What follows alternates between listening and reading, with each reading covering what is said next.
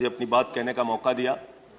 जिस महंगाई से पूरा देश कराह रहा है, मैं चंद लाइनों से अपनी बात शुरू करूंगा कि वो जिनके हाथ में हर वक्त छाले रहते हैं, वो जिनके हाथ में हर वक्त छाले रहते हैं, आबाद उन्हीं के दम पे महल वाले रहते हैं। ये देश जिनके हाथ में छाले हैं मान्यवर, उन्हीं के दम पर है, उन्हीं के दम पर है। लेकिन ये सरकार किसके लिए काम कर रही है? नौजवान कहता है नौकरी दे दो, सरकार कहती है पैसा नहीं है, अग्निवीर लेके 4 साल की नौकरी करो। भारत की सेना कहती है पैसा दे दो, सरकार कहती है तुम्हारे बजट का 63,000 करोड़ रुपए कम करेंगे। माताएं बहनें कहती है गैस का सिलेंडर बढ़ गया, बच्चे के दूध का दाम बढ़ गया, आटा दाल चावल महंगा हो गया, उसको कम कर दो। सरकार कहती है पैसा नहीं है। किसान कहता है फसल का दाम दे दो, फसल का दाम दे दो, सरकार कहती है पैसा नहीं है। अरे बुजुर्ग कहते हैं हमारी रेल की तीर्थ यात्रा, उसकी रियायत क्यों कम कर दी? सरकार कहती है हमारे पास पैसा नहीं है। देश के लोग कहते हैं शिक्षा का बजट तो बढ़ा दो, सरकार कहती है 2% से ज्यादा बजट नहीं है। अरे स्वास्थ्य का बजट तो ठीक कर दो मोदी जी, सरकार कहती है पैसा नहीं है। मानवर ये पैसा गया कहां? किसके पास गया ये पैसा? अरे ये पैसा गया नरेंद्र मोदी जी के मित्रों के पास गया, मित्रों के पास गया। मैं आपको बताता हूं मान्यवर कहां कहां गया।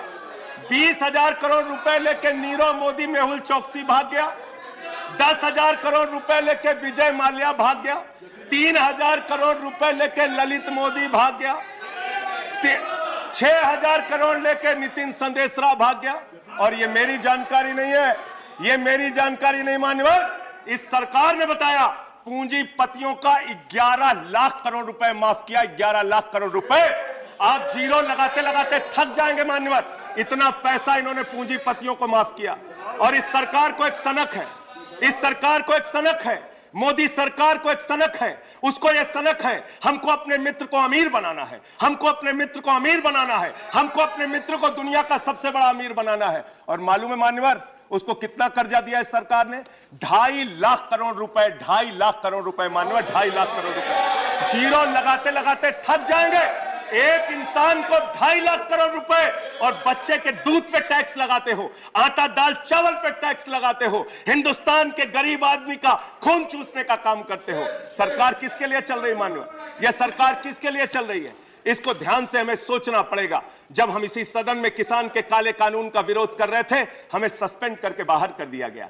1 साल के बाद ये सरकार कहती है अब हमें होश आ गया, हमारी तपस्या में कमी रह गई, हम काला कानून वापस ले रहे हैं।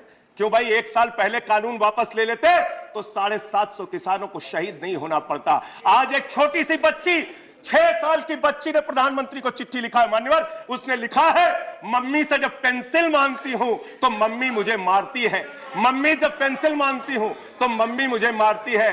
वो कीर्ति दुबे पूछ रही है मान्यवर मोदी जी कहां है, मोदी जी कहां है? मैं उस कीर्ति दुबे को बताना चाहता हूं मोदी जी की पूरी सरकार झारखंड में विधायकों की मंडी में व्यस्त है, विधायकों की मंडी में व्यस्त है, विधायक के खरीदने में लगे मान्यवर, विधायक खरीदने में लगे।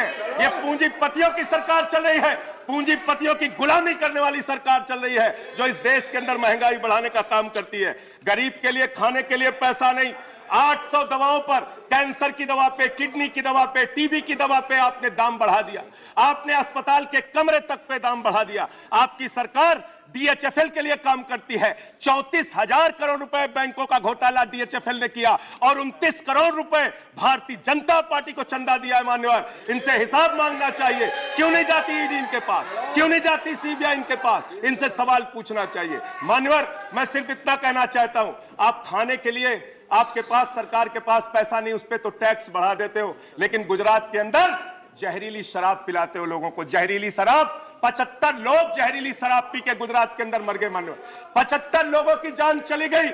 दिल्ली के मुख्यमंत्री केजरीवाल जाते हैं देखने, गुजरात का मुख्यमंत्री उन लोगों से मिलने नहीं जाता, देश के प्रधानमंत्री उन लोगों से मिलने नहीं जाते, दिल्ली के मुख्यमंत्री केजरीवाल उन लोगों से मिलने जाते हैं। माननीय, मैं कहना चाहता हूं, no point of, I am not yielding sir, I am not yielding sir, 1 minute sir, I am not yielding sir, I am not yielding, let me complete sir.